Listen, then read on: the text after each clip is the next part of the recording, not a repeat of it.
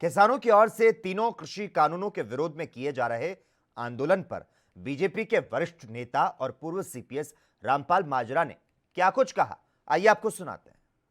CPS व भाजपा के वरिष्ठ नेता रामपाल माजरा हमारे साथ हैं। किसान आंदोलन चल रहा है, किस तरह देखते हैं इस आंदोलन को? सर, 20वां दिन है आज किसान आंदोलन का, किस तरह देखते हैं इस आंदोलन को बींगा भाजपा नेता? किसानों का आंदोलन जायज़ है, वो सही मांग कर रहे हैं। जो कानून बनाए गए हैं उनसे लगता है, उन्हें डर है कि कहीं एमएसपी ख़त्म ना हो जाए, उन्हें डर है कि मंडियां ख़त्म ना हो जाएं, उनके सिविल राइट नहीं रहे हैं।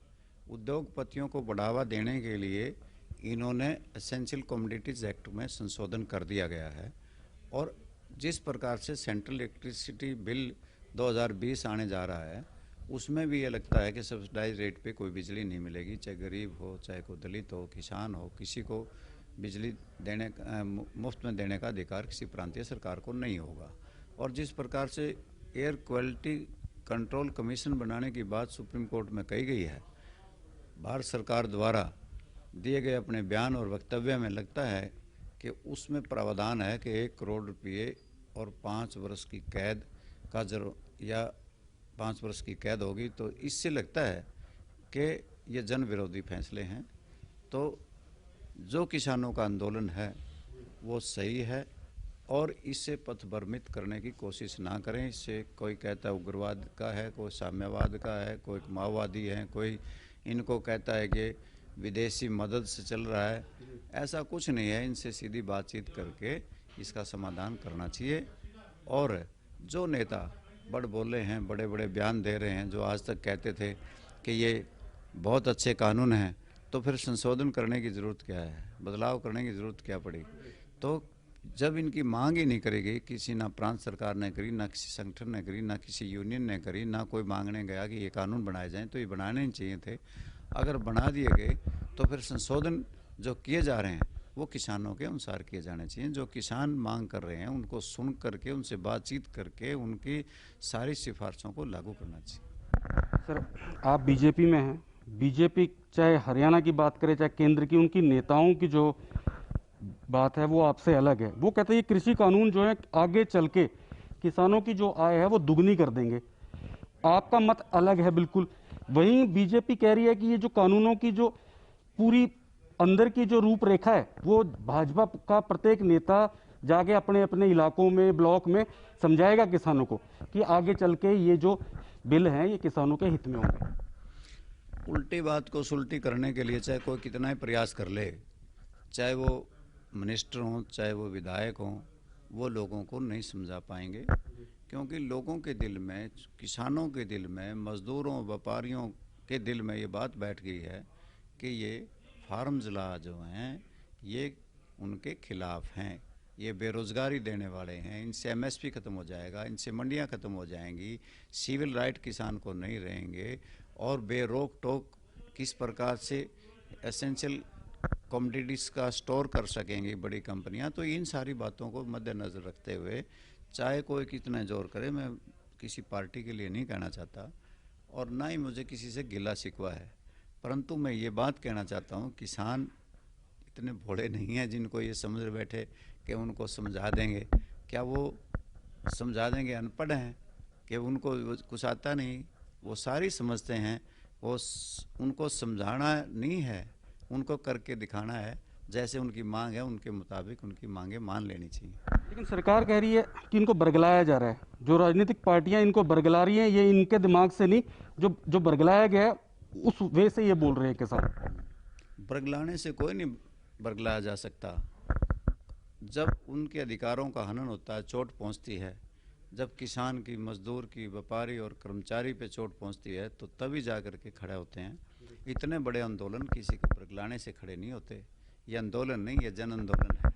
आज किसान जाग चुका है और वो गांव-गांव से, घर-घर से एक एक आदमी और वहाँ से चंदा और वहाँ से दूध खाने का इंतजाम करके जा रहे हैं।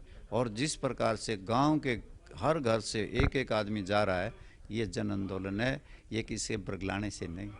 सर, कहा तो ये भी जा रहा है कि वहाँ पर हरियाणा के किसान है ही, नाम मात्र हरियाणा के किसान है। जो ये आंदोलन है ये पूरा का पूरा जो पंजाब के किसान है उन पर आधारित है। ये सारे राज्यों का है, पूरे देश का है, और पूरे देश के किसान वहाँ पे आए हुए हैं।